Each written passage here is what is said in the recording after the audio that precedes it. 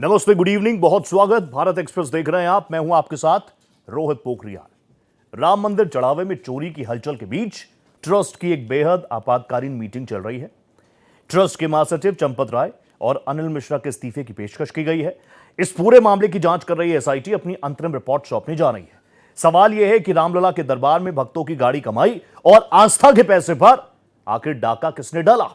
क्या दान के पैसों की गिनती में बड़ी हेरफेर हुई? और सबसे बड़ा सवाल, क्या ट्रस्ट चंपत राय और अनिल मिश्रा का इस्तीफा मंजूर करेगा या इस एसआईटी रिपोर्ट के बाद कोई नया मोड़ आने वाला है? यह मीटिंग पिछले कई घंटों से जारी है और इस मीटिंग से ऐसे इंडिकेशंस आ रहे हैं, ऐसे संकेत आ रहे हैं।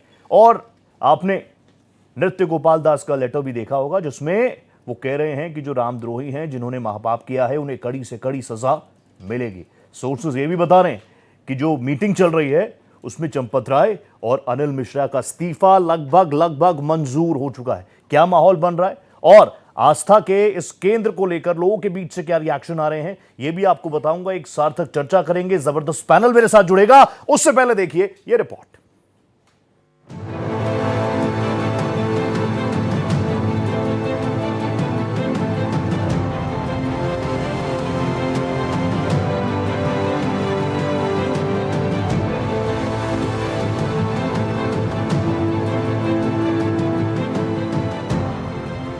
रामलला के दरबार में चढ़ावा चोरी के बाद से उत्तर प्रदेश से लेकर दिल्ली तक के सियासी और धार्मिक गलियारों में हलचल है। अयोध्या की मणिराम दास छावनी में चल रही श्री राम जन्मभूमि तीर्थ क्षेत्र ट्रस्ट की बैठक का एजेंडा बेहद संवेदनशील है। ट्रस्ट के कोषाध्यक्ष स्वामी गोविंद देव गिरी की ओर से जो आधिकारिक एजेंडा जारी किया गया है उसमें ये साफ कर दिया है कि अंदर खाने सब कुछ ठीक नहीं है। इस बैठक में सबसे पहले चर्चा हो रही है चंपत राय और अनिल मिश्रा के इस्तीफों पर।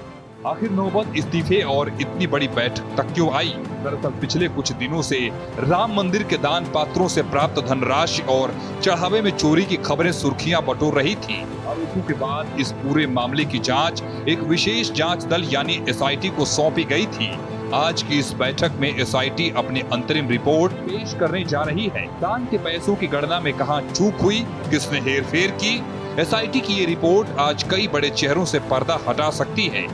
करोड़ों भक्तों की आस्था के केंद्र राम मंदिर की साख दांव पर है। यही वजह है कि ट्रस्ट अब फूंक कर कदम रख रहा है। बैठक में न सिर्फ इस्तीफों और जांच रिपोर्ट पर बात होगी बल्कि मंदिर प्रबंधन से जुड़ी व्यवस्थाओं को लेकर आगे की एक नई और सख्त रणनीति भी तैयार की जाएगी ताकि भविष्य में आस्था के इस केंद्र पर कोई उंगली न उठा सके। अब देखना ये होगा कि क्या ट्रस्ट चंपत राय और अनिल मिश्रा का इस्तीफा मंजूर करता है या फिर एसआईटी की रिपोर्ट आने के बाद कोई नया मोड़ सामने आता है। Bureau report, Bharat express.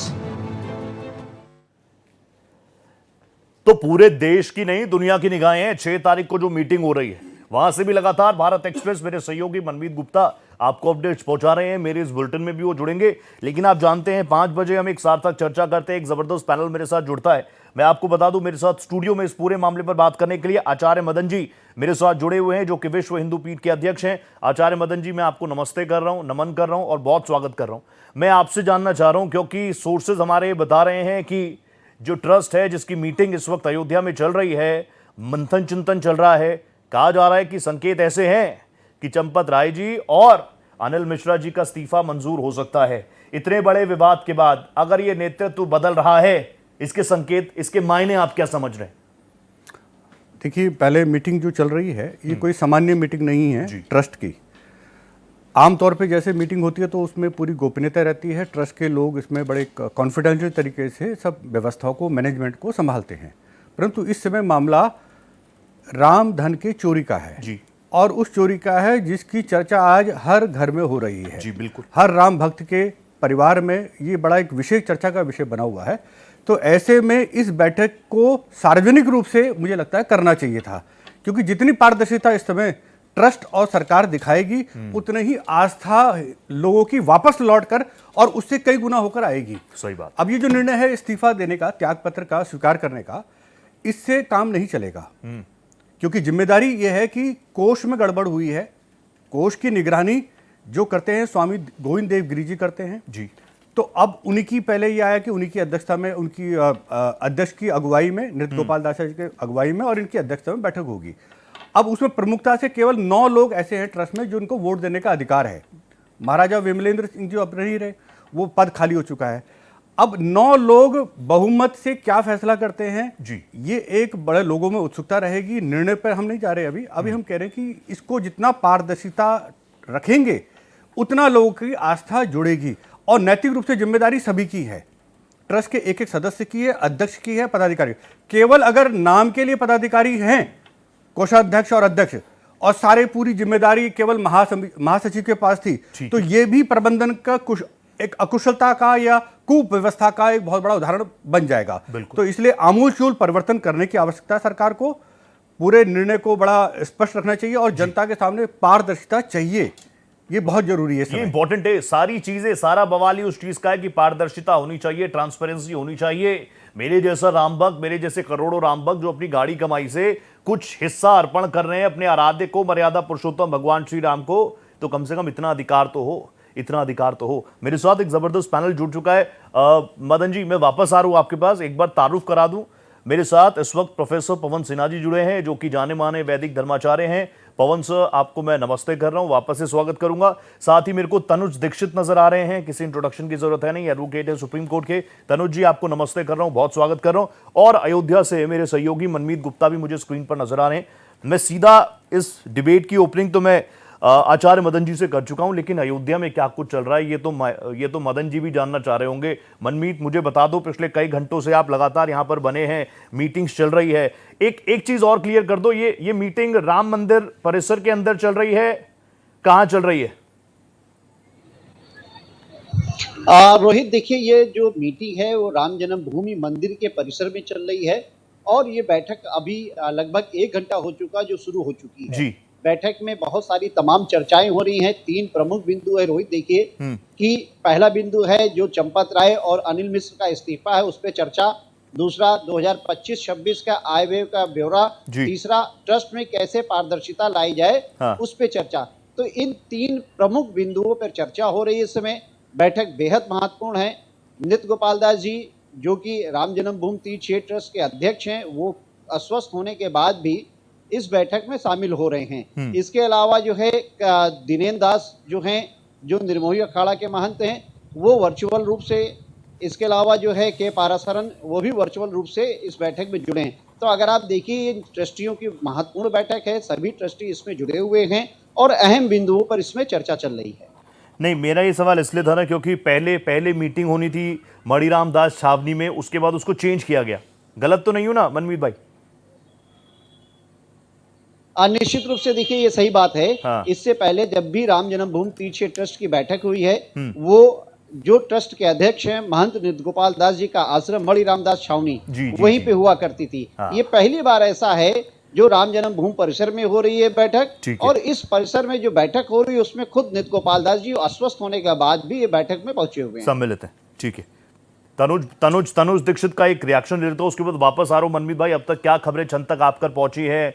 इस्तीफे को लेकर क्या माहौल बन रहा है अंदर? सोर्सेज बता रहे हैं कि इस्तीफा लगभग मंजूर है, कई चैनल्स तो नाम भी चला रहे हैं कि अगला महासचिव कौन हो सकता है, उस पर बात करूंगा। लेकिन तनुज जी, एक रिएक्शन दे दीजिए, अगर ये चीजें इसी दिशा में आगे बढ़ रही हैं, अगर महासचिव और चंपत राय जी और अनिल मिश्रा जी इस्तीफा दे देते हैं अपने पद से, चीजें हो गई क्या? क्योंकि हर कोई बार बार कानून के जानकार मुझे ये करेक्ट करते आए कि रोहित भाई इतना आसान नहीं है, ये सुप्रीम कोर्ट की गाइडलाइंस के तहत ट्रस्ट बना था और आजीवन सदस्य बने रहेंगे चंपत राय जी, तो बहुत सारी लीगल कॉम्प्लेक्सिटीज भी इसमें हो सकती हैं। तो आप इसको बेहतर क्लियर कर सकते हैं तनुज जी। देखिए, ट्रस्ट के ट्रस्टी हटेंगे नहीं हटेंगे, सदस्य रहेंगे नहीं रहेंगे, ये तो ट्रस्ट बोर्ड का एक पूर्णत रूप से कमेटी का, ट्रस्ट बोर्ड का फैसला होता है। ठीक है, सबसे पहले देखना होगा ट्रस्ट बोर्ड के अंदर क्या क्या गाइडलाइंस, क्या क्या क्लॉज उन लोगों ने डाले हैं, बायलॉज के अंदर क्या बातें रखी हैं, और उन बातों का पालन करना होगा। लेकिन जवाबदेही से इस्तीफा देकर के बचा नहीं जा सकता है। आज इस प्रकरण की जो कसौटी है वो केवल 3 चीजों पे टिकी हुई है: पारदर्शिता, जवाबदेही और विधि का शासन। ऐसे में रोहित जी, किसी भी सूरत में कोई भी ट्रस्टी अगर, क्योंकि ये कोई केवल ये किसी पर्सनल सदस्य तक सीमित मामला नहीं है, बिल्कुल नहीं, ये पूरे ट्रस्ट का, बिल्कुल पूरे ट्रस्ट का मामला है देश के लाखों करोड़ों श्रद्धालुओं की आस्था का मामला है और भगवान श्री राम, प्रभु श्री राम के साथ हो रहे अन्याय का मामला है। ऐसे में निश्चित रूप से इसकी जांच निष्पक्ष होना चाहिए। जो भी दोषी इसके अंदर होता है उसे विधि सम्मत कार्रवाई होनी चाहिए, कानून का सख्त पालन होना चाहिए। यही मुझे आगे इसमें दिखाई देता है जी। और मुझे तो आपकी शक्ल, मतलब मैं आपको देख रहा हूँ, काला कोट देख रहा हूँ, बहुत न्यायपालिका का बहुत सम्मान हम लोग करते हैं, सुप्रीम कोर्ट में आप काम करते हैं। हमने तो वो खबर भी देखी थी कि बार एसोसिएशन ने कहा था कि हम जिन लोगों के नाम आ रहे हैं उनका हम कोर्ट में पैरवी भी नहीं करने वाले हैं। मैं वापस आ रहा हूँ तनुज जी आपके पास, मदन जी आपके पास भी आ रहा हूँ। मेरे को जानकारी है, मेरे साथ जाने माने वैदिक धर्माचार्य पवन जी जुड़ चुके हैं, प्रोफेसर पवन सिन्हा सर जुड़ चुके हैं। आप लोगों ने जानते हैं एस्ट्रो अंकल के तौर पर, गुरु जी के तौर पर। पवन जी मैं आपको नमस्ते कर रहा हूं। पवन जी, लास्ट टाइम भी आप जुड़े थे, ऑब्वियसली मेरी तरह आपके दिल में भी काफी दुख था, आप भी चिंतित थे, व्यथित थे। आज ये मीटिंग चल रही है और सोर्सेज ये बता रहे हैं कि लगभग इस बात को फाइनल मान लिया जाए कि चंपत राय का भी इस्तीफा मंजूर हो रहा है, अनिल मिश्रा का भी इस्तीफा मंजूर हो रहा है। Is this enough? देखिए, इस्तीफा तो एक चीज है, ये आप ही दोनों लोगों ने, यानी चंपत राय जी ने और अनिल जी ने, उसके जो कुछ भी वहाँ चल रहा है उस पर एक लगाम लगे, एक चुप्पी हो, इसलिए उन्होंने अपना इस्तीफा तो दिया है। ठीक है। लेकिन इसके अलावा जो, चूंकि जिस प्रकार से हम देखते हैं जब ये मीटिंग शुरू हुई है उसके बाद से इन लोगों का वहां पे ट्रस्ट के भीतर विरोध भी हुआ है, ऐसी मेरी सूचना है। मतलब मैं इस पे श्योर नहीं हो सकता, तो विरोध भी हुआ है। तो इसका मतलब ये स्पष्ट है कि आगे की कार्यवाही होगी और होनी भी चाहिए। इससे एक फायदा ये होगा कि एक तो लोगों का विश्वास फिर से बढ़ेगा, और यदि श्री चंपत राय जी का या श्री अनिल मिश्रा जी का इसमें कोई इन्वॉल्वमेंट नहीं है तो वो भी स्पष्ट हो जाएगा। ठीक है। तो इसलिए ये इस्तीफा देकर ये आसानी होगी अब कि इन्वेस्टिगेशन प्रॉपर तरीके से हो सके, और अगर आवश्यक हो तो जो भी कार्यवाही दोषियों पर होनी चाहिए वो होनी चाहिए, क्योंकि एक हर ट्रस्ट का एक संवैधानिक दायित्व होता है और वो दायित्व उसको निभाना चाहिए, और नहीं निभाने पर उसके सदस्यों के विरुद्ध जो भी कार्रवाई है वो होनी चाहिए। पवन जी, लालच, लोभ, मैं देख रहा हूँ सोशल मीडिया पर भी आपके लाखों करोड़ों फॉलोअर्स हैं, आप रामायण का भी पाठ कर रहे हैं, बहुत शानदार उस पर रिएक्शन आ रहे हैं। लेकिन मैं पवन जी ये जानना चाह रहा हूँ, ये लोभ, इससे बचने की बात तो हर कोई करता ही है, अब एक नए शख्स का भी नाम चल रहा है। मूल सवाल मेरा वही रह जाता है पवन जी, और मदन जी मैं आपसे भी जानूंगा, ट्रस्ट पे ट्रस्ट होगा तो होगा कैसे? अब उसके लिए तो ऊपर से नीचे तक बड़ी स्ट्राइक करनी पड़ेगी। जी हाँ, ये आसानी से तो नहीं होगा, क्योंकि public goes by the perception. तो ये एक अजीब सा परसेप्शन जो बिल्ट हुआ है, इससे केवल श्री राम मंदिर पर ही नहीं बल्कि अन्य जो बड़े मंदिर हैं उस पर भी कहीं ना कहीं लोग सशंकित हो जाएंगे। तो ये धीरे धीरे फिर से डेवलप हो जाएगा, क्योंकि राम हमारे रोम रोम में बसते हैं, हमारे भगवान हमारे रोम रोम में बसते हैं।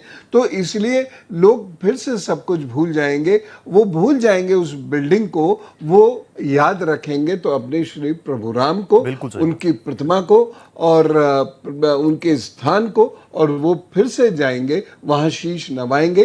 थोड़ा सा समय जरूर लगेगा इसमें, लेकिन फिर से सब चीजें यानी आशा, विश्वास आदि वो पुनः जागृत होंगी, आस्था पुनः बलवती होगी। और पवन जी, मुझे याद है लास्ट टाइम आपने बताया था राम अलग है, राम मंदिर अलग है। राम मंदिर को लेकर जिस तरीके से दान, वो सारी चीजें लोगों के जहन में है। कई ऐसे श्रद्धालु मनमीत को भी मिले जिन्होंने कहा हम मर्यादा पुरुषोत्तम श्री राम के दर्शन तो करने आए, लेकिन हमने आज चढ़ावा नहीं चढ़ाया। वो भी दुखी थे इस बात को कहते हुए। और अभी पवन जी ने कहा कि सशंकित हो सकते हैं दूसरी जगहों को लेकर भी। मदन जी, आप और हम देवभूमि उत्तराखंड से ताल्लुक रखते हैं, आपको तो पता ही होगा, बद्रीनाथ धाम को लेकर भी लेटर लिखा जा चुका है। हरिद्वार के संत कह रहे हैं कि बद्री धाम में भी ये हो रहा है, वो हो रहा है, ऐसी चीजें हो रही हैं। अब ये जो यहाँ से बयार बही जा रही है, अयोध्या से चीजें शुरू हुई, अब आप देखिए हमारे 4 धामों तक भी पहुंच गई। खुद बड़े बड़े महंत हैं, वो मनमीत से बात कर रहे थे, वो कह रहे थे कि हर मंदिर में चोरी हो रही है, कहीं पर कम हो रही है, बस अयोध्या में ज्यादा होगा, इसलिए सबके सामने आ गया। देखिए, ये एक श्रद्धालु को आतंकित नहीं करता? देखिए, ये बात सही हो सकती है, परंतु ये विषय ये नहीं है कि किस मंदिर में क्या चोरी हो रही है, क्या नहीं हो रही है, वक्फ बोर्ड में कितना घोटाला हो रहा है। हाँ। ये विषय नहीं है। विषय ये है कि प्रभु श्री राम मंदिर में जो ट्रस्ट में बड़े प्रतिष्ठित लोग जुड़े हुए हैं और वर्तमान में जो छापेमारी भी हुई, घर से कई लाख के नोट भी बरामद हुए, तो ये एक सवाल खड़ा करता है कि इसकी प्रबंध व्यवस्था किस तरह से चल रही थी। और एक ही व्यक्ति पे सारा दामोदार है, उसकी जिम्मेदारी दीजिए, उसको आरोपित किया जाए और उसे त्याग पत्र ले जाए, मुझे लगता है ये समाधान नहीं है। ट्रस्ट की बैठक में क्या हो रहा है, इसकी पूरी पारदर्शिता जनता के सामने होनी चाहिए थी। सही बात। एसआईटी रिपोर्ट में क्या है, ये जनता के सामने सारे पूरी रिपोर्ट प्रस्तुत हो जानी चाहिए, जो अभी तक नहीं हुई। क्योंकि ये कहा गया है, ये कहा जा रहा है कि 5 जून को चंपत राय जी ने यूपी पुलिस के लेकर किसी घर में छापेमारी थी, प्राइवेट गाड़ी में, वो फुटेजेस आई हैं सामने, फुटेजेस आई है, 58 लाख रुपए रखे। हाँ। तो उस पर क्यों नहीं एफआईआर दर्ज हुई? सही बात है। एसआईटी की रिपोर्ट के बाद ये 8 लोग, ये जो देखिए पूरा का जो प्रकरण है ना, हाँ। जब तक स्पष्टता नहीं होगी, पारदर्शिता नहीं होगी एक एक सदस्य के बारे में, तो तब तक ये लोगों का विश्वास नहीं आएगा। दूसरे मंदिरों में क्या हो रहा है, ये जरूर सवाल खड़े होंगे बड़े मंदिरों के, क्योंकि आप मथुरा में भी, वृंदावन में भी कॉरिडोर बनाने जा रहे हैं। सही बात है। काशी में आपने बनाया है, महाकाल, हर काल जगह भैरव, हर जगह। महाकाल बनाया, हर जगह सवाल खड़े हो सकते हैं। तिरुपति से लेकर वैष्णो देवी तक हर बोर्ड सरकार के नियंत्रण में है, ठीक है। वहां सवाल खड़े हो सकते हैं। तो ये सवाल ना हो, क्योंकि ये आस्था का विषय है। अगर एक बार आस्था बिखरने शुरू हो गई तो उसको समेटने का काम, क्योंकि राम मंदिर के आंदोलन करते करते कितनी उम्र बीत गई, लोग मैं समझ रहा हूं सर, समझ। ये राम की आस्था ऐसे पैदा नहीं हुई रातों रात। 49 से संघर्ष चल रहा है, 49 से लेकर 19 के बाद से लेकर लगातार राम में पूरे भारत का श्रेय भी किसको जाता है? ठीक है, बीजेपी का बहुत बड़ा योगदान है, ठीक है, इसमें कोई दो राय नहीं है कि उन्होंने जिस तरह से आयोजन किया, जिस तरह से भव्य मंदिर बनाया है, ये एक बहुत बड़ा विश्व को उपहार है। परंतु इसकी व्यवस्था, मैनेजमेंट, इसको सही करना, ये भी पूरी जिम्मेदारी है। जो ट्रस्ट के पदाधिकारी अगर इस योग्य नहीं मानते हैं, हाँ। थक गए हैं, हाँ। बीमार हैं, तो उन्हें इस्तीफा दे देना चाहिए, उन्हें त्यागपत्र देकर नए योग्य व्यक्ति को लाना चाहिए। अच्छा, त्यागपत्र देना ये नैतिकता की परिभाषा यहां से गड़ेगी या फिर प्रेशर इतना था, क्या संकेत है? नहीं, और मुझे एक चीज मदन जी, आपने भी जिक्र किया ना गोविंद देव गिरी महाराज जी का, और बार बार आप कह रहे हैं एक ही व्यक्ति की भूमिका थी, क्या एक ही व्यक्ति की भूमिका थी? था गोविंद देव गिरी जी का बयान मैंने सुना, उन्होंने साफ तौर पर कह दिया कि प्रत्यक्ष तौर पर डायरेक्टली मेरा पैसों की गिनती, चढ़ावे की गिनती से मेरा कोई लेना देना ही नहीं है। एग्जैक्टली मैं ये कह रहा हूं कि जब हम ट्रस्ट बना रहे हैं तो जनरली क्या होता है कि जो विश्व हिंदू परिषद के महामंत्री रहे चंपत राय जी सिर्फ क्योंकि कोर्ट का आदेश था, इसलिए राम जन्मभूमि न्यास को ये जगह नहीं मिली, इसलिए विश्व हिंदू परिषद को इसमें ट्रस्ट का अधिकार नहीं दिया गया, इसमें हिंदू महासभा को नहीं लिया गया, इसमें रामालय ट्रस्ट को नहीं लिया गया, इसमें राम जन्मभूमि निर्माण समिति को नहीं लिया गया, बहुत सारी पार्टियां थी, किसी को नहीं लिया गया, एक नया स्वतंत्र ट्रस्ट बनाया गया। परंतु हुआ क्या, विश्व हिंदू परिषद के समस्त पदाधिकारी या प्रमुख रूप से वो आ गए। ठीक है, कोई दिक्कत नहीं है भाई, जिन्होंने आंदोलन लड़ाया वो किसी न किसी रूप में आके जिम्मेदार, परंतु वही व्यक्ति के पास सारा अधिकार है व्यवहारिक रूप से, और बाकी सिर्फ डमी रखे हुए गए। तो डमी पदाधिकारी नहीं होने चाहिए, क्योंकि अगर कोई व्यक्ति कहे कि नहीं मैं ही योग्य हूं प्रबंध करने के लिए, तो इस गलतफहमी में ना रहे। बहुत सारे साधु संत, बहुत सारे अखाड़ों के लोगों का प्रतिनिधि इसमें होगा, तो वो पूरी ईमानदारी से, निष्ठा से काम करेंगे। ठीक है, समस्त 13 के 13 अखाड़ों के प्रतिनिधि इसमें होने चाहिए, चारों शंकराचार्यों के प्रतिनिधि इसमें होने चाहिए, और जो बोर्ड में, सुप्रीम कोर्ट में लड़े, जो सिविल जज से लेकर इलाहाबाद हाई कोर्ट के लखनऊ बेंच तक लड़े, जो सुप्रीम कोर्ट तक लड़े, उन सबके प्रतिनिधि भी एक एक होने चाहिए। ये पारदर्शिता का एक पैमाना हो सकता है जनता पर, अगर वापस विश्वास लाना है तो। नहीं मदन जी, आपकी बातों से बिल्कुल ऐसा लग रहा है मेरे जैसा एक आम, मैं कह रहा हूं कुछ विषय ऐसे होते हैं जिसमें पत्रकारिता करना तो हमारा धर्म है, कर्तव्य है, और राम जी हमेशा कहते आए हैं अपने धर्मों का, अपने कर्तव्यों का निर्वहन आपको करना है मर्यादा में रहकर, तो वो तो हम करेंगे ही। पवन सर मैं वापस आ रहा हूं, लेकिन मनमीत भाई मुझे बता दो आप कि अभी अंदर खाने से क्या खबरें निकल कर आ रही हैं? क्या चंपत राय और अनिल मिश्रा के इस्तीफे को लेकर आम सहमति बन चुकी है कि नहीं बन चुकी? देखिए, क्योंकि अंदर जो बैठक हो रही है वो एक बंद कमरे में बैठक हो रही है, इसलिए वहां से बहुत सारी सूचनाएं तो नहीं आ पा रही है, लेकिन ये बताया जा रहा है कि अभी चंपत राय और अनिल मिश्र को लेकर जो है सिर्फ वहां पर चर्चा हुई है। अनिल मिश्रा और चंपत राय दोनों लोग अभी ट्रस्ट की बैठक में शामिल नहीं हुए हैं, ना ही उनको बुलाया गया है। ये भी सूचनाएं आ रही हैं कि अभी जो है चंपत राय इस समय जो है वो अपने भवन में है, जो तीर्थ क्षेत्र का भवन है जहां पे वो रहते हैं, वो वहीं पर हैं। अभी उनको बुलाया नहीं गया है, लेकिन ये जरूर कहा जा रहा है कि उनसे वार्ता किया जा सकता है। हो सकता हो कि बैठक में चर्चा, क्योंकि बहुत महत्वपूर्ण है, जो सबसे इम्पोर्टेंट है कि अब तक आय व्यय का लेखा जोखा, और जी। दूसरा जो है इनका जो इस्तीफा हुआ है उस इस्तीफे को कैसे जो है उस पर चर्चा हो सके, और क्या इस्तीफे को स्वीकार करना है या अभी इनको नोटिस देना है, इन विषय पे चर्चा हो रही है।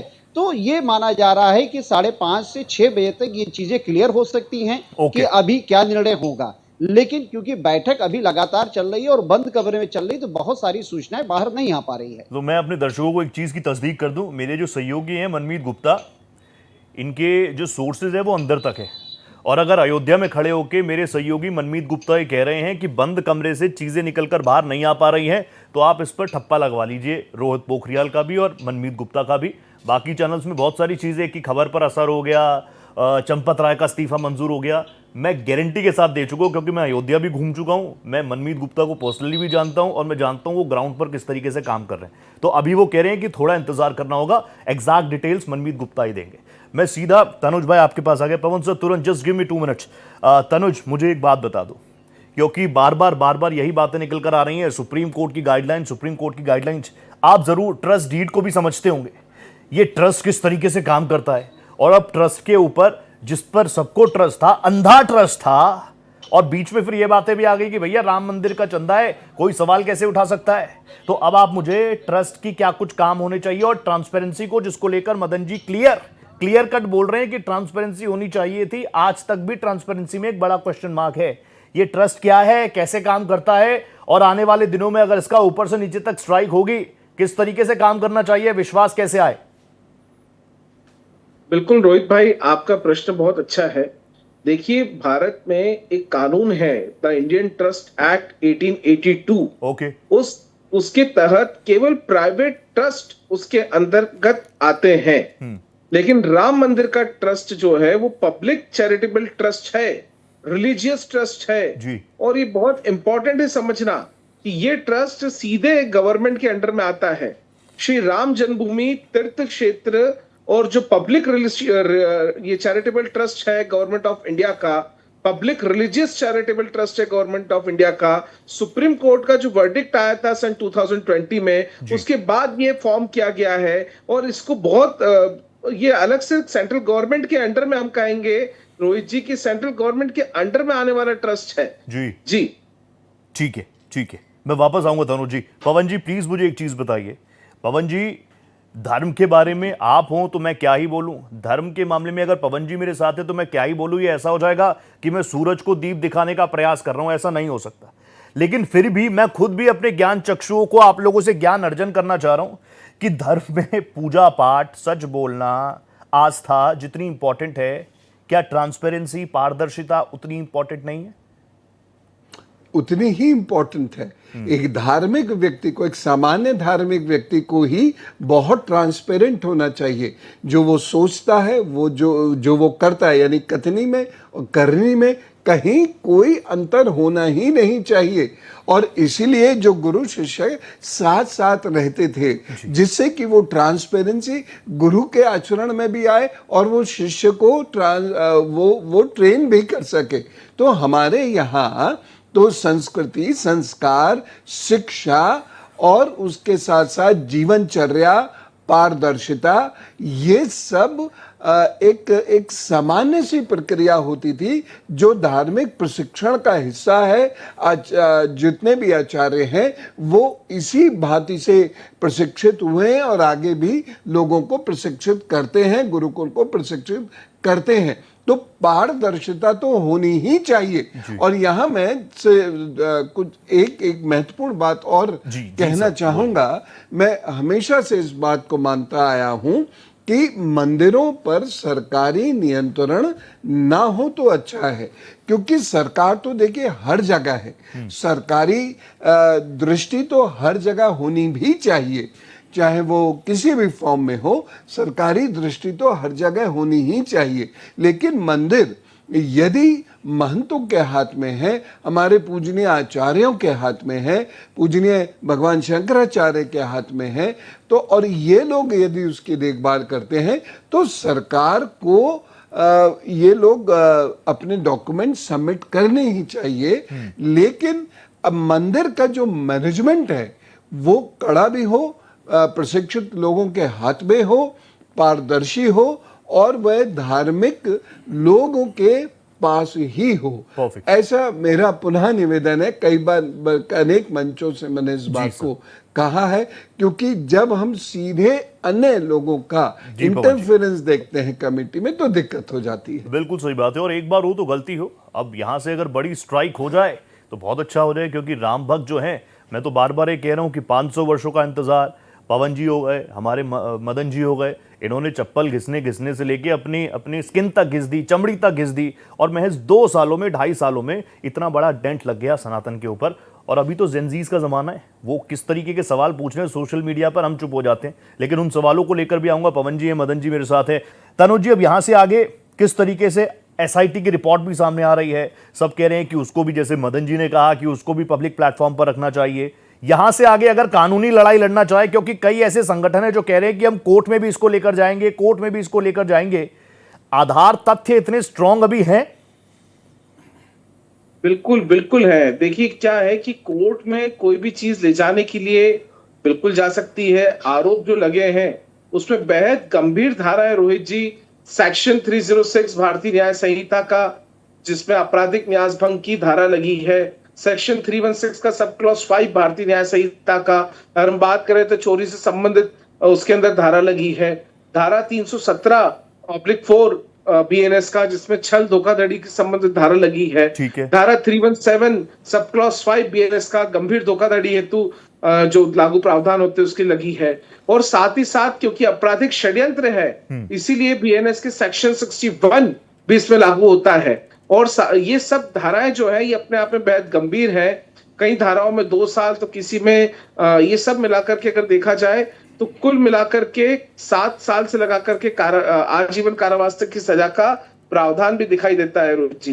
तो देखिए, अगर आज हम बात करें, जांच एजेंसी चाहे एसआईटी हो, चाहे सीबीआई हो, चाहे कोई भी जांच एजेंसी हो, हम कहते हैं जांच निष्पक्ष होना बेहद आवश्यक है।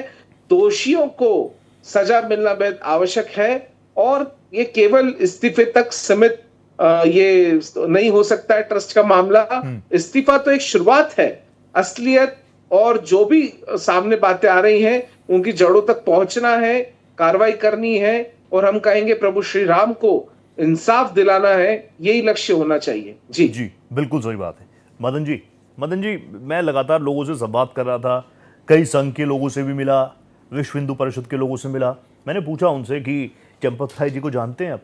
तो बहुत सारे लोगों ने कहा हाँ, हम चंपत राय जी को जानते हैं, और आप भी जानते ही होंगे मुझे लगता है। मदन जी, मुलाकात है आपकी उनसे, कुछ व्यक्तिगत है कभी?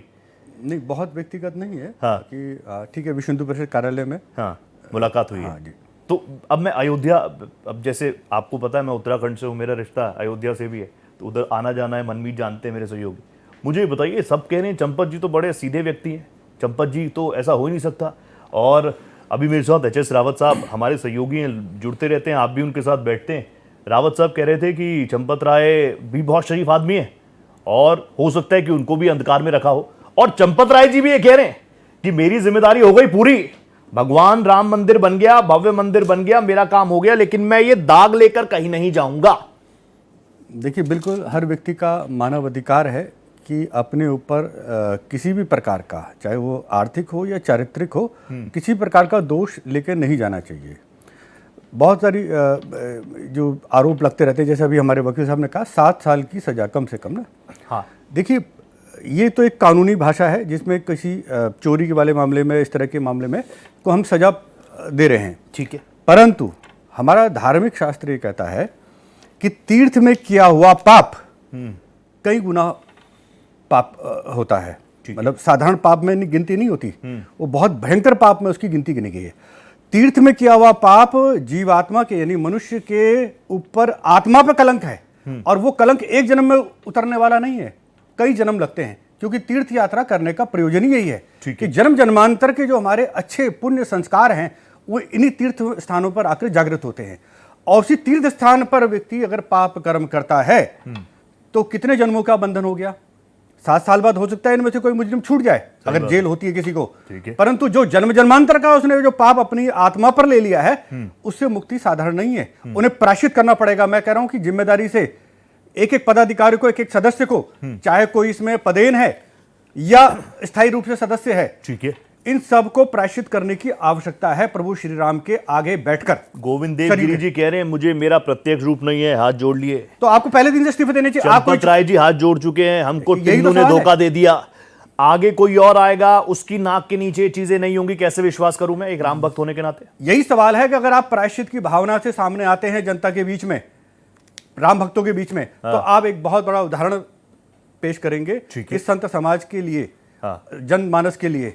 ये सबसे बड़ा जरूरी काम इस ट्रस्ट के सदस्य को करना चाहिए कि इसका प्रायश्चित करना चाहिए। चोरी तो हुई है, कंफर्म हुई है, ठीक है, कंफर्म, और कंफर्म हुई है, और एक बार नहीं हुई है, लगातार हुई है। 2021 से बातें आ रही है निकल निकल के कि एक सीमेंट का बोरा कितने का आता था, कितने का बिल बनता था, वो तो सारी चीजें छूट गई। फिर जमीन इतने की खरीदी, उतने की बेच दी, तब से अब तक हुआ देखिए क्या? बहुत बड़ा सवाल है। निर्माण समिति के जिन अध्यक्ष बनाया गया, चेयरमैन बनाया गया, नृपेंद्र मिश्र जी को हो सकता है प्रशासनिक रूप से बहुत योग्य रहे, परंतु राम भक्तों पर गोली चलाने पर उनका नाम पूरा रिकॉर्ड में है, सबको पता है। ठीक है। उसके बाद क्या पूरे हिंदुस्तान में, पूरे भारत में क्या एक ही प्रशासनिक अधिकारी इस सरकार को मिला था?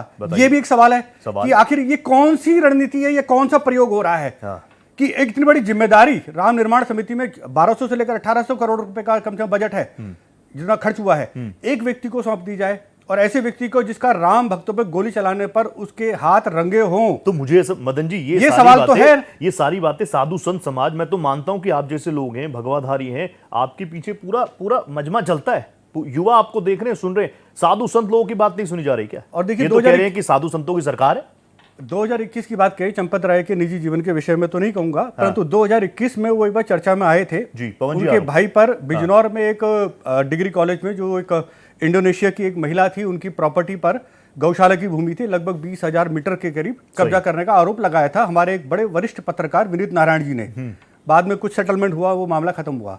देखिए, सेटलमेंट ही हो रहा है। हाँ, सेटलमेंट ही हुआ है। ऐसा नहीं कि विवाद नहीं हुआ है, विवाद तो होते ही हैं, परंतु हम पूरी जांच नहीं कर पाते हैं या हम उसको इग्नोर कर देते हैं। विषय केवल हमारा राम जन्मभूमि पर है कि इस तीर्थ क्षेत्र में, ट्रस्ट का नाम भी तीर्थ क्षेत्र है, तीर्थ में किया हुआ पाप क्षमा योग्य नहीं होता, मदन जी, फिर भी प्रायश्चित करने की आवश्यकता है। मदन जी आप क्लियर कट बोलते हैं, यहां पर भी तो कोई सेटलमेंट नहीं होगा ना? आएंगे ना रामद्रोही सामने, आएंगे नहीं आएंगे?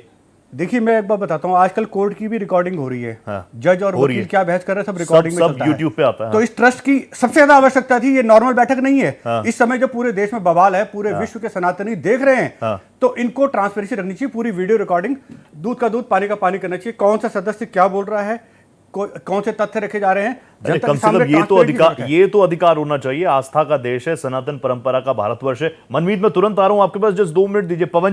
पवन जी आप लगातार सोशल मीडिया पर भी एक्टिव रहते हैं, लोग और जेनजीज खासतौर पर आपको देखते हैं, सुनते हैं, इसलिए मैं ये सवाल आपसे लेना चाह रहा हूं। अब कई जेनजीज ऐसे मिले कि रोहित भैया बताइए, राम मंदिर के अंदर बैठकर रामलला की मूर्त के सामने, ये सवाल मैंने पहले भी पूछा था, मैं तो समझता हूं कि प्राण प्रतिष्ठा क्या होती है, लेकिन वो जेनजी जो मुझसे सवाल पूछ रहे हैं कि भैया जिस मूर्ति में आप लोगों ने प्राण प्रतिष्ठा करवा दी वो जेनजी है, मतलब वो ऐसा भी नहीं है कि वो नास्तिक है, वो बस जानना चाह रहा है। तो इसलिए मैं जानता हूं पवन जी और मदन जी उनके जवाब दे पाएंगे। तो पवन जी मुझे बताइए कि अब उनको हम किस तरीके से जवाब देंगे? एक तो वैसे ही वो कितना मंदिर जाते हैं, कितना धर्म का काम करते हैं, ये आपको मुझे बताने की जरूरत नहीं है, लेकिन इस घटनाक्रम के बाद जो हमारी सनातन परंपरा है, जो पाप पुण्य की बात हम और आप लोग करते हैं, ये नई जनरेशन को हम क्या एग्जाम्पल सेट करके देंगे? जी हाँ, ये वास्तव में बहुत गहरा प्रश्न है और चिंताजनक स्थिति है, क्योंकि बहुत सारे जो जनजीज के लोग हैं, जो बच्चे हैं, वो एकदम वर्ज पे खड़े हुए हैं। वो थोड़ा सा भी अच्छा देखेंगे तो वो पूरी तरह आस्तिक हो जाएंगे, पूरी तरह सनातनी हो जाएंगे, और थोड़ा सा भी गड़बड़ चीजें दिखेंगी तो एकदम वो इन सब बातों से दूर हो जाएंगे, और ये बहुत हास्यास्पद स्थिति बनी है।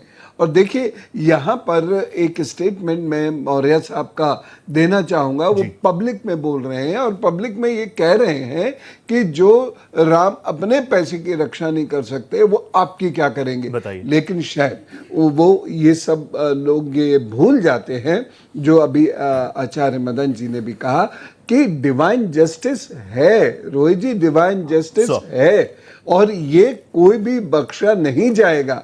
जस्टिस का एक सिस्टम होता है, उसमें समय लगता है, तो वो समय प्रभु जी जरूर लेते हैं, लेकिन वो जस्टिस होगा, वो कभी खाली नहीं जाता। आस्था विश्वास जो बना है वो एक दिन में नहीं बनी, वो हजारों सालों में जाकर बनी है और वो इसीलिए बनी है कि इस प्रकार का जो न्याय है वो हमेशा होकर रहता है। और गड़बड़ी यहाँ जो लोग कर रहे हैं, जो खासतौर से कर्मचारी हैं, वो धार्मिक लोग नहीं हैं, वो आचार्य महंत लोग नहीं हैं, वो कर्मचारी हैं जो एक तनख्वाह के लिए काम कर रहे हैं। कर्मचारी कभी भी बिदक सकता है, तो उसके ऊपर शिकंजा, एक तरफ कानून तो पकड़ेगा ही पकड़ेगा, लेकिन जितने भी रामद्रोही हैं, जैसा आपने अभी शब्द दिया, तो जितने भी रामद्रोही हैं ये नहीं बचेंगे, किसी हालत में नहीं बचेंगे। ये मेरा पूरा विश्वास है और ये श्री आचार्य जी का भी पूरा विश्वास है, वो नहीं बचेंगे। और हमने तो अपने जीवन में जो 39 वर्ष का आध्यात्मिक जीवन है, अनेकों ऐसी घटनाएं देखी हैं, न्याय मिला और अगले जन्म की बात नहीं, इसी जन्म में ही न्याय मिलेगा। इसमें भी सीधा सीधा हिसाब किताब होगा। मनमीत मेरे साथ है। मनमीत, कुछ खबरें आई अंदर से क्या? मनमीत गुप्ता, कोई खबरें आई अंदर से? अभी किसी तरीके की कोई भी खबरें अंदर से नहीं आ पा रही है। ये माना जा रहा है कि बहुत गहन मंथन हो रहा है। दो चीजें अभी सामने आ रही है। एक तो ये आ रही है कि अभी जिस तरीके से इस्तीफा हुआ है, तो क्या इस्तीफे पे अभी चर्चा करने के साथ साथ क्या उसको स्वीकार किया जा सकता है, लीगल क्या हो सकता है, आपको बताएं। क्योंकि देखिए, ये जो ट्रस्ट है, ये ट्रस्ट स्वतंत्र ट्रस्ट है, इस पे गवर्नमेंट का कोई अधिकार नहीं है।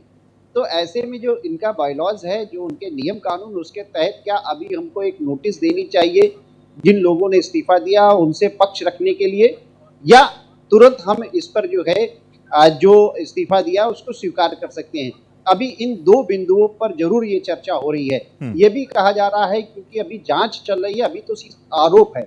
जिन लोगों ने चोरी किया उनकी गिरफ्तारी हो चुकी है और सभी लोग इस समय गिरफ्तार हैं, जेल में हैं, उनसे पूछताछ किया जा रहा है।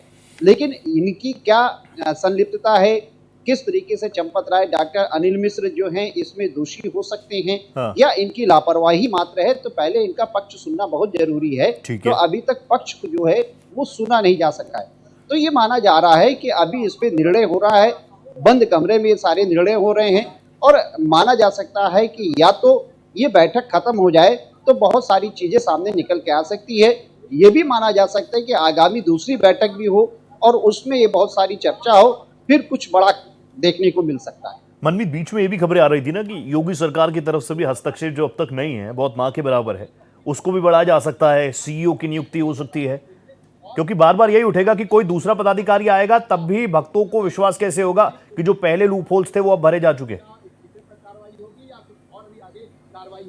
देखिए, राम मंदिर निर्माण समिति के जो अध्यक्ष हैं नृपेंद्र मिश्र ने भी ये माना था कि यहाँ पर व्यवस्था को और अच्छी करने के लिए सीईओ की नियुक्ति किया जाए।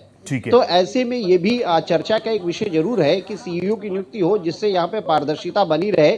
और एक जब प्रशासक नियुक्त हो जाता है तो उसको कार्य करने में भी आसानी होती है और पूरी संस्था बहुत अच्छे ढंग से कार्य कर सकती है। ठीक है, मैं बिल्कुल आखिरी उसमें आ गया हूँ, आखिरी के कुछ 3-4 मिनट मेरे पास हैं। क्विक कमेंट्स में ले लेता हूँ। तनुज जी, आपसे शुरू कर रहा हूँ। तनुज जी, मेरे जैसे आम राम भक्त का, जिसने अपनी कमाई का बहुत छोटा हिस्सा, ना के बराबर का हिस्सा इस मंदिरों में जाके अपनी आस्था के हिसाब से दान किया, मुझे अधिकार है कि नहीं है कि मैं उस चढ़ावे के बारे में या फिर दान करूं और भूल जाऊं?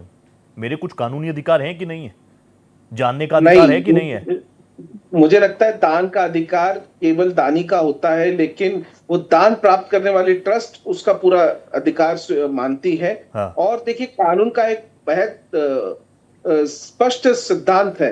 आप सुन पा रहे हैं मुझे? क्लियर, बोलिए सर। जी, कानून का एक बेहद स्पष्ट सिद्धांत है कि ना तो केवल आरोप किसी ट्रस्टी को स्वतः हटाते हैं, और ना ही कोई इस्तीफा स्वीकार करने या फिर हम माने अस्वीकार होने से किसी व्यक्ति को की दोष सिद्धि या निर्दोषता साबित होती है। अंतिम निर्णय हम कहेंगे ट्रस्ट की जो वैधानिक प्रक्रिया है, या फिर हम कहें उसके जो सक्षम न्यायालय है, वही उसकी प्रक्रिया से ही होगा। और देखना होगा कि क्या केवल सिर्फ यहाँ पर जो ट्रस्ट के ट्रस्टी का इस्तीफा है, क्या केवल वही तक की चीजें सीमित नहीं है। आने वाले समय में जो मजबूती से कानूनी कार्रवाई होना है, वही उस देश में देश की उस पर नजर है। Perfect. Madan ji, quick comments. Madan ji, एक चीज पूछूं, मेरे मन में एक सवाल आ रहा है, साधु संत समाज इस विषय पर बटा हुआ है कि एक साथ है, एकजुट है? जी, अभी तो बटा हुआ दिख रहा है कि जितना मुखर इस पर प्रतिक्रिया होनी चाहिए थी वो कहीं दिखाई नहीं दे रही है। उसके पीछे सीधा कारण है कि हिंदुत्व की राजनीति की एक ही पार्टी है, बीजेपी। ठीक है। उसके विरोध में जो पार्टी है, इसका बेनिफिट दूसरी पार्टियां ले जाएंगी अगर वो मुखर होकर इनका विरोध करते हैं तो ये भी एक बहुत बड़ा एक नहीं तो ये तो पार्टियां सोचे ना, साधु संत समाज के सोच रहे, वो तो सबके, मुझे लगता है मदन जी, देखिए व्यवहारिक बात ये ना, देखिए बात ये, राम के समर्थन करने के लिए गर्व से अपने आप को हिंदू कहने के लिए केवल एक ही राजनीतिक पार्टी आई। पहले हिंदू महासभा थी, जनसंघ थी, उसके बाद भाजपा, बीजेपी। ठीक है। उसके बाद किसी पार्टी कोई ये कहने का नारा लगा, जय श्री राम का नारा बोलते तो उनको ऐसा लगता है जैसे को फोबिया हो गया है। किसी पार्टी के अंदर आप जय श्री राम नहीं बोल सकते थे। कोई पार्टी दूसरी ये नहीं कहते थे कि गर्व से कहो हम हिंदू है। केवल एक ही पार्टी है। तो उस पार्टी को समर्थन साधु संत का रहा, तो उसके खिलाफ इतना ही बोल सकते हैं कि जिससे राजनीति प्रभावित ना हो। तो ये भी एक बहुत बड़ा कारण है।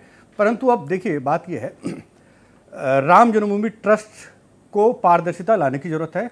मैं तो कह रहा हूं 13 अखाड़ों के प्रतिनिधि इसमें रहे, चारों शंकराचार्य के प्रतिनिधि रहे, और मैं तो राजनीतिक पार्टियों के भी एक एक प्रतिनिधि रहे जो राम भक्त हैं, जो अपने आप को कह सकते हैं कि हाँ हिंदुत्व है, हम राम की सेवा करना चाहते हैं।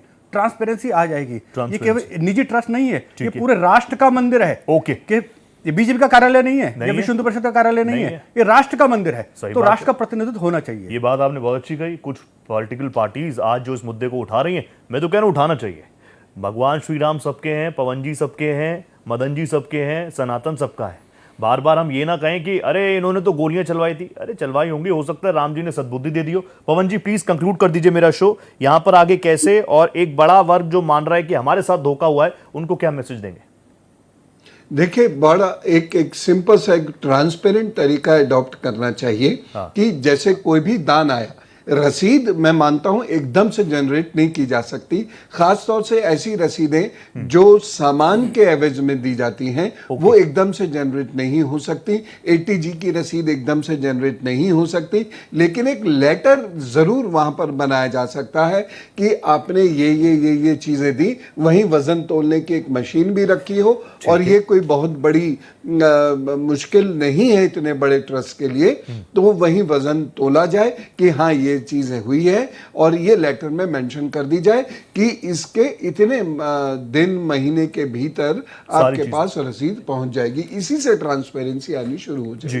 थैंक यू सो मच पवन जी, आप जुड़े, it's really a pleasure having you. Thank you so much. बहुत धन्यवाद मदन जी, और आप दोनों का खास धन्यवाद। मैं बार बार कह रहा हूँ, विश्वास के इस दौर में विश्वास के कुछ चेहरे हैं, वो स्क्रीन पर है। तनुज भाई thank you so much, it's really pleasure having you. Manmeet ji thank you so much. अभी तो आपकी ड्यूटीज बाकी है, अंदर से जो खबरें आ रही हैं वो आपसे लूंगा। फिलहाल इस खास चर्चा में मेरे साथ इतना ही। और जो निष्कर्ष है, अब राम की बात है तो निष्कर्ष मेरा रोज वाला ही रहेगा, जब तक इसमें दूध का दूध पानी का पानी नहीं हो जाता। यानी आप जानते हैं, होई सोई जो राम रखी राजा। नमस्ते।